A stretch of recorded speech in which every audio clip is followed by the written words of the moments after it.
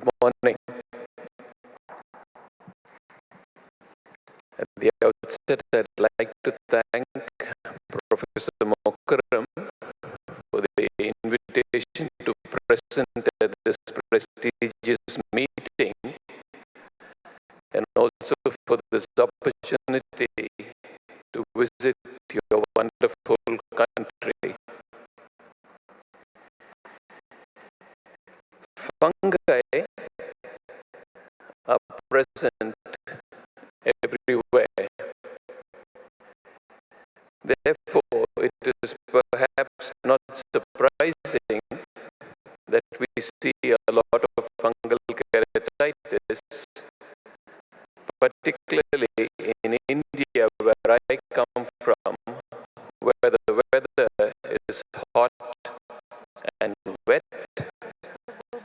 and where we have a lot of agricultural activity.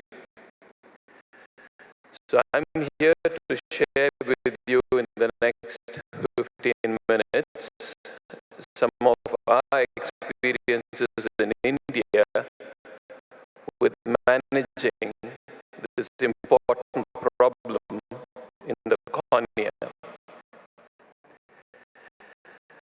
As with any infection in the eye, we first have to define what constitutes a good outcome when managing these patients.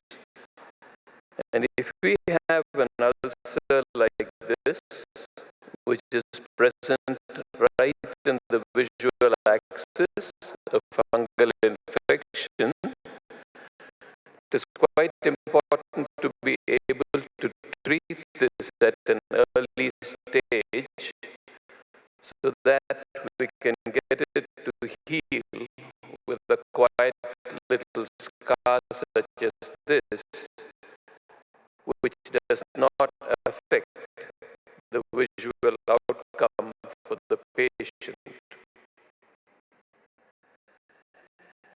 The classical morphology of a fungal infection that we most often see is an infection with hyphate edges like this, where we can see the feathery borders, and when we look at it under higher magnification, we can see this classical feathery outline. So this is typically how fungal infections generally present, with a dry appearance to the ulcer.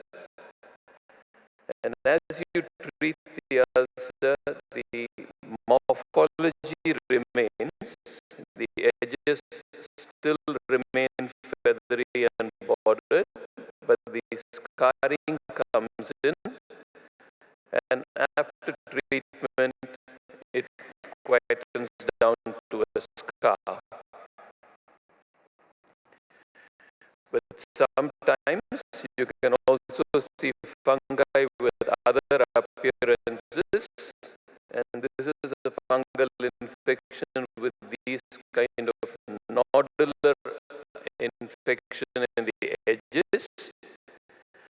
And as we treat, basically we find that the epithelial defect starts to get better, the scarring comes in, and it becomes a quiet scar again. It is quite important to diagnose these infections at an early stage so that we can treat it while it is in the periphery before it involves the visual axis of the patient. But not all fungi have the classical dry appearance that I just showed you. Some of them can also have a wet appearance. And this is an ulcer, a fungal ulcer, which see the hypopion and we can see the dense infiltrate. And if you can see the corneal striae on the endothelium coming in, these are signs that there is an active thinning process going on in the central cornea, and this needs fairly urgent treatment, otherwise it becomes a descemetocele.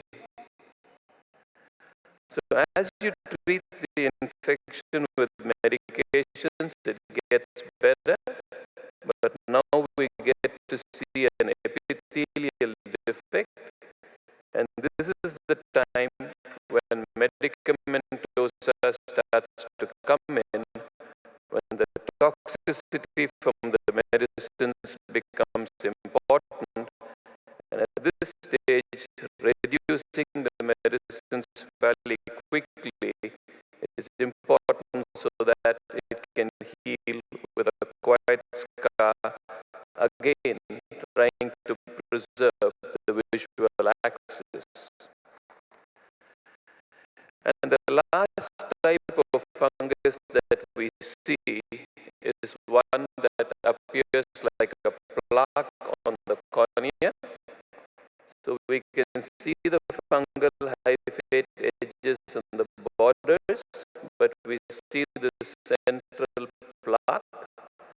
And if this is only about 25% of the corneal thickness, it helps to shave the plaque off. You can do a debridement which removes the plaque, and that then allows the ulcer to heal very quickly. But you must be aware that if it's a fairly deep plaque, which is about 75% or so, then removing it can be dangerous because the cornea can thin and melt and form very quickly a descemetocele. So in general, we'd like to treat fungal ulcers and get them to heal before they involve the visual axis so that the vision can be preserved. And in order to do this, we should be comfortable with assessing the condition of the cornea at each visit of the patient. So this is a classical ulcer, a fungal ulcer with hyphate edges and the stromal infiltrate involving the visual axis already. As we treat, it becomes apparent that this area is starting to heal, where we see this pale appearance of the infection, which is now flat and scarring down, whereas here it is still active. It's more bright white in color, and it's still elevated at this point in that part of the ulcer. The treatment caveats, basically like with any infection, require important is to diagnose it quickly based on the morphology that we saw and good microbiology.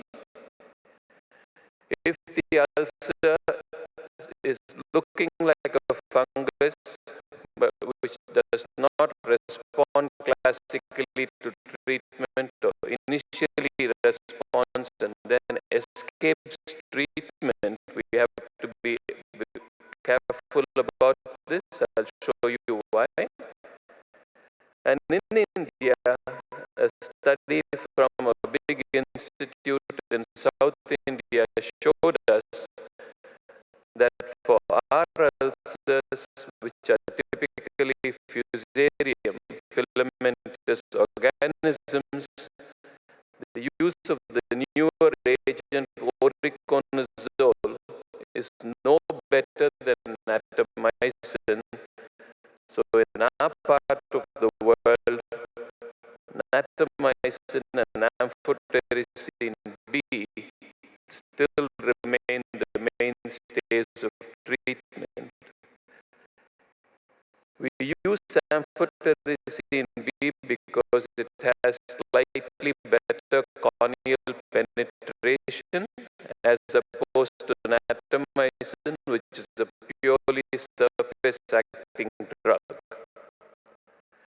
We use oral medications only in very severe corneal infections or if it spreads to the sclera. And fluconazole is useful only in yeast forms of the fungal infection, which in the Indian context constitute less than 2% of our ulcers. Most of our infections are filamentous in organism. Now, the reason why you have to be very careful about ulcers that look fungal but which do not respond in the conventional manner is because of this recently reported organism called Pythium. Pythium insidiosum is a fungus-like algae which causes a very unusual but serious corneal infection. It mimics the fungal infection to start with and generally does not respond to medical treatment. And if you recognize this, early surgery is important. There are some recent reports that you can treat these infections with drugs like azithromycin, linezolid, and polyhexamethylene biguanide, but generally surgery seems to be the answer for these infections. So you do see hyaline, aseptate, broad filaments. They show ribbon-like folding. And when you see this, your microbiologist must be able to suspect this, and then we can do some PCR techniques to diagnose the pythium. Because if it is a pythium, it will not respond to your conventional antifungal treatments. So we start treatment at hourly intervals and we taper them very slowly. Epithelial debridement over the ulcer is very useful because most drugs do not penetrate the corneal epithelium. So repeatedly scraping the epithelium will help you heal the ulcer. And in general, when you're used to treating bacterial keratitis, for fungal keratitis, there's a lot more prolonged therapy, and an average treatment would take anywhere between 3 to 6 weeks. We seldom use subconjunctival injections because they're quite toxic, and we use adjuncts like antibacterial agents, cycloplegics, and we monitor the intraocular pressure quite carefully. You do need detailed drawings and measurements so that you can tell whether the ulcer is healing or not. And one important difference from bacterial keratitis is that healing of the epithelium is not a sign of healing in a fungal ulcer, which forms a very compact infiltrate over which the epithelium continues to heal quite nicely. It is important at each of these visits to grade the ulcer as better, in which case we do nothing different, we continue treatment. If it is worse, then obviously we need to change treatment, do a biopsy or do something different. But if it is stable or appears to be unchanged over 3 visits, each of which is 72 hours, then it is worsening. We are not able to pick it up. If it is worsening, you need to intervene quickly, and quite often this requires surgery in a fungal keratitis. You don't want to wait too long. So if you follow these caveats, even if you have a very large fungal infection such as this, you can get it to heal quite nicely most of the time. And basically you can see the posterior synechia that have formed, indicating that these ulcers often cause a lot of inflammation within the eye as well. But if it is not responding to medical therapy, it is very important not to delay surgical intervention. And this is one example of a fungal ulcer, a wet ulcer, which is usually the more aggressive kind, a dense hypopyon. We can see the hyphate edges, and we start treating, and initially it looks like it is healing. You can see some scarring here, but you can see a spot of infiltrate here which is deep in the cornea. We can see the convex hypopyon which is increasing, and so this should tell you that the fungus is migrating deeper, and as you treat medically, this area starts to increase, the hypopyon is increasing, and over the course of the next visit, it still gets further increased, and then you do not want to wait anymore. So once you see this kind of a dense posterior stromal infiltrate is not working with medication, it's too deep, you have to operate.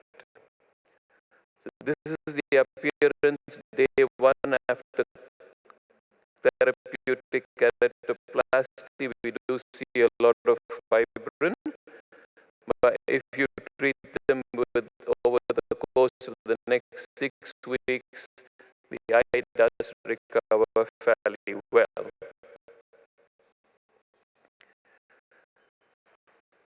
Cyanoacrylate glue is a good adjunct that can buy you time. So this is an eye that does not see well. It is blind due to other problems in the retina, has a very large fungal ulcer, patient not keen on surgery because the eye does not see well. So what we can do here is to debride, use the cyanoacrylate glue. This gives you time to treat with medications, and over the course of the next 6 to 8 weeks, the ulcer heals gradually and forms a quiet scar.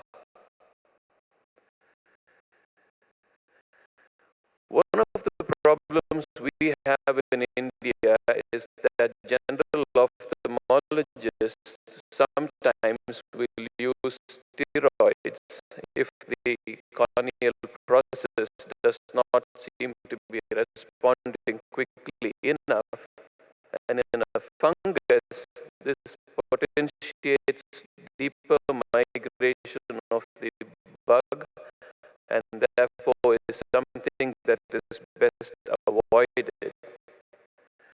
So this is an example where we see the superficial scarring here.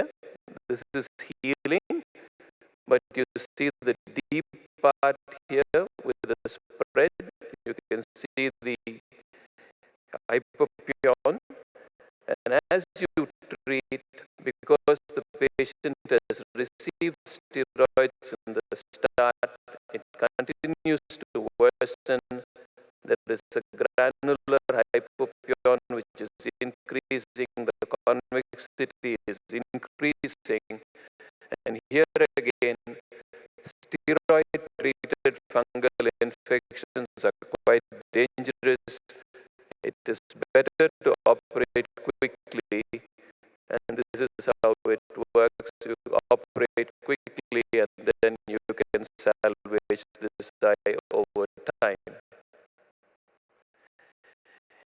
If you do therapeutic keratoplasties for fungal infections, as in this case, which did not respond to medicine, so we did a therapeutic graft, sometimes it does recur. So as you watch in the post-operative period, we are finding that there is an early recurrence of infection here. We are seeing the hypopion reappearing. Here it is better not to wait. It is better to go back and redo the surgery very quickly. So this was done 3 days after the first surgery, and this can bring the eye quieter and get it to heal. Sometimes you get a total infection like this, which goes from limbus to limbus, which can be mixed. You do try medical therapy, but you find that despite treatment, the hypopion is increasing. So here it is very difficult to do a therapeutic graft because the infection spreads from limbus to limbus, and the only option here is a total corneous scleral graft.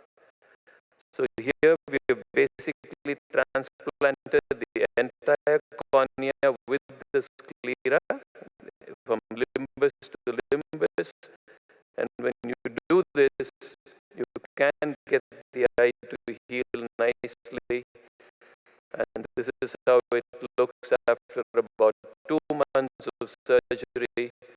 We can get the chamber to remain formed centrally and peripherally, and sometimes you need surgery such as this in bad infections. Fungi are also part of our processes. When we do surgery, we can have fungal infections. This is somebody who developed infection in the cornea after LASIK surgery. Unfortunately, the initial scrape by the doctor did not show the fungus. He was treated as a bacterial infection and was referred 3 weeks later with an eye that looks like this, with the dense fungal infiltrate in the flap and the stromal interface. And with medical therapy, fortunately, he responded, and over the course of almost 6 weeks, he got to heal well.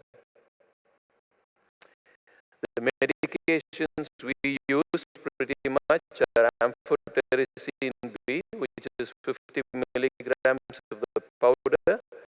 We dilute it to get a 0.15% solution. We use 1/6 of this powder, which is 8 milligrams, and add 5 ml of distilled water. We believe that it is light sensitive, so we dispense it in brown bottles, and it has a shelf life of about 3 to 4 days, and you have to remix it frequently. Oriconazole is easier to make. It's commercially available as a 1 to 2% solution.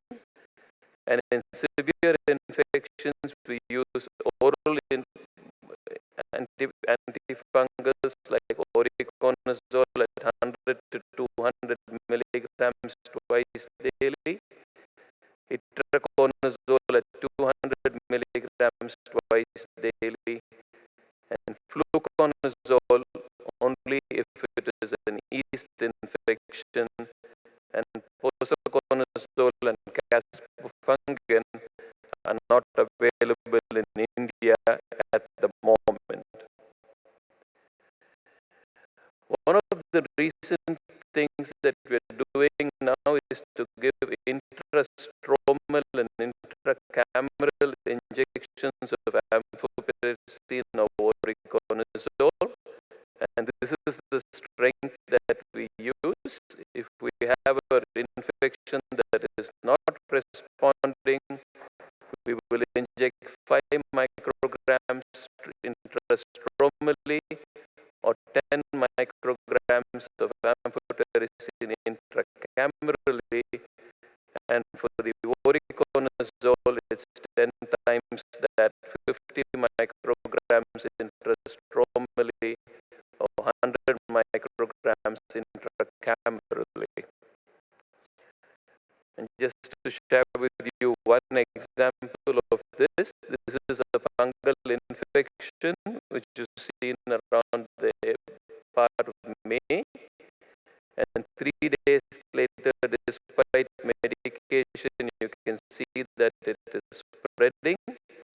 So he received an intracameral and an intrastromal injection of amphotericin B.